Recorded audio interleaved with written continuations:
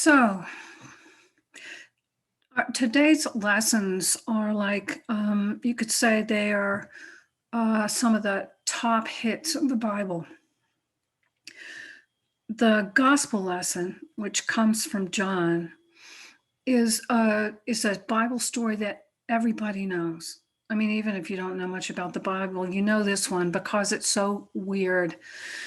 Jesus goes to a temple, the temple, and what he finds there are people selling things. It's like a market, it's like a flea market. There are doves and pigeons and lambs, all these animals for sacrifice. And they're money changers. They've got their tables with all their money, and it's like bustling with commerce. And Jesus goes to the temple, and what he sees is not what he expects to see at a temple. It's like a flea market. And so what he does is turn the tables over. He rushes in, he gets a whip, he's whipping the floor, and he's turning the tables over. People scatter. It's not the Jesus we know. It's not the Jesus who says, "Blessed are the peacemakers," or the Jesus who says we should forgive one another. This is an angry Jesus. That's why we remember that story. But what I really want to talk about is our other top hit of the day, and that's from the Old Testament. It's the Ten Commandments. This is the week that we talk about the Ten Commandments. I especially want to talk about, well, first, let's go back to Ten Commandments. Everybody knows some of them, right?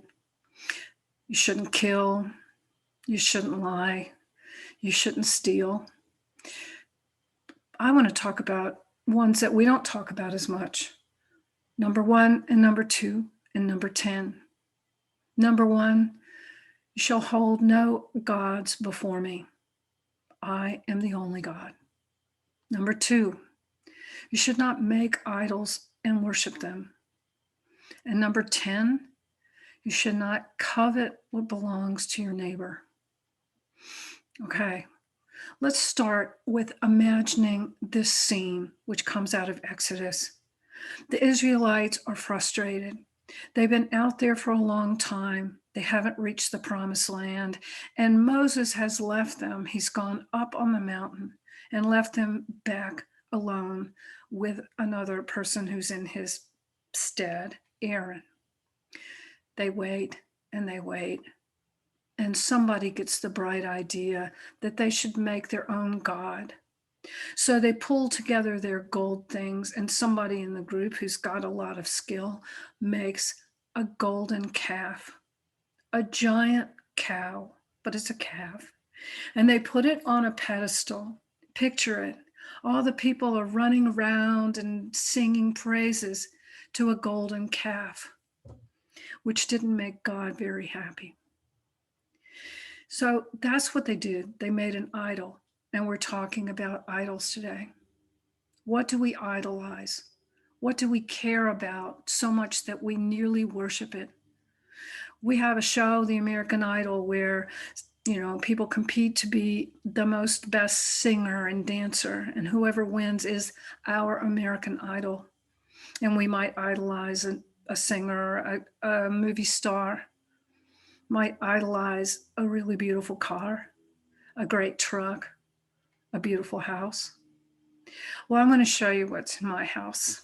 I don't idolize these things, but they're kind of interesting. I'm going to start with this amazing silver egg. It's like an egg, see? And this is what it looks like on the top.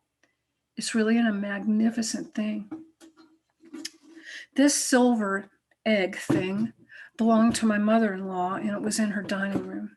And when I used to go visit her, I always looked at this silver egg and thought it was amazing. Eventually, it came to me, and it's in my dining room. And it's not quite the same anymore, but that's for later. I also have these little turtle pins. Here's one. And here's one. This one's made of jade and gold. My mother collected these. She had a lot of them. And no matter where she went, even if she was wearing tennis shoes and shorts, she would pin on a turtle on her shirt and go off wearing a turtle. Here's a turtle candlestick. This belonged to her. I have a good number of turtles now. My mom didn't idolize them. She just really liked them. But we can like something so much, then it kind of makes us not behave the way we should behave. Which leads me to tell an embarrassing story I've told before. You've probably heard it. It's a good oldie. I'm about 13 years old, and I go to visit a friend of mine, and she shows me a photograph she has in her room. It's a little school photograph of this boy she had a crush on. The problem was I had a crush on him too. And so later in the afternoon, when it was time for me to go home, I sneaked into her room and I got that little photograph and I put it in my pocket and I took it home. Well, took it home, looked at it, and felt immediately embarrassed and ashamed. But I could never tell her that I took it.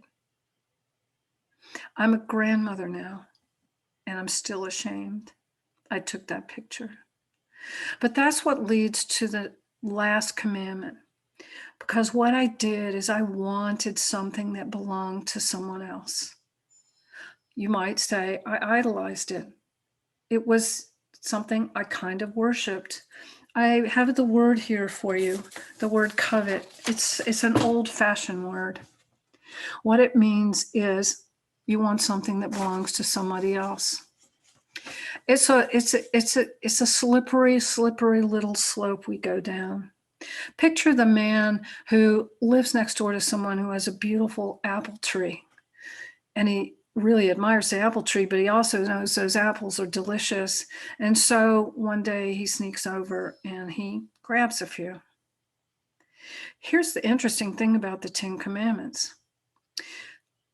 He sees something he loves. It doesn't belong to him. He covets it, right? He covets something that belongs to someone else. And he goes and he breaks another commandment, because what does he do? He steals the apples.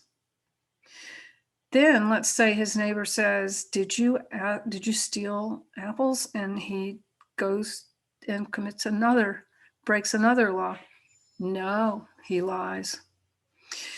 The 10 Commandments are beautiful that way. They all connect. Okay, one thing. It's okay to like things. You just don't take it too far. As my mother used to say, it's okay to say, I love Tommy's truck. It's not okay to say, I want Tommy's truck. I'd like a truck like Tommy's, but I don't want Tommy's truck. About this shiny egg, I said, it doesn't mean the same to me now that it's in my house. I'm not sure why that is.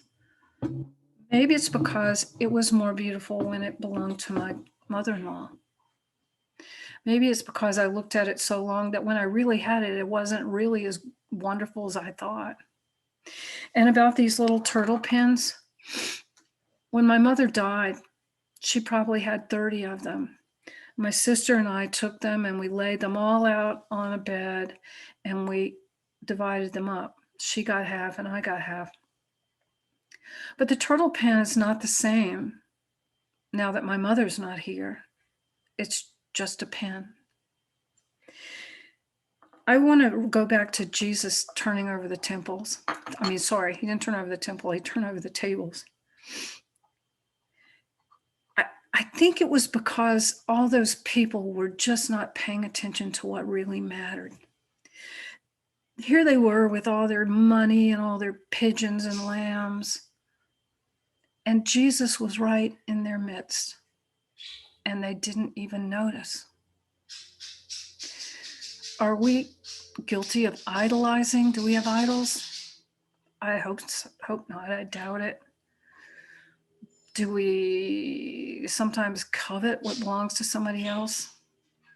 Probably. Something to watch out for you. You don't want to be like me and have a dirty little photograph in your drawer. I want to end with words from Jesus. It comes from the book of Matthew. He said, store up your treasures in heaven where moths and rust will not hurt them. Instead, know this: where your treasure is, there will be your heart also. So be it.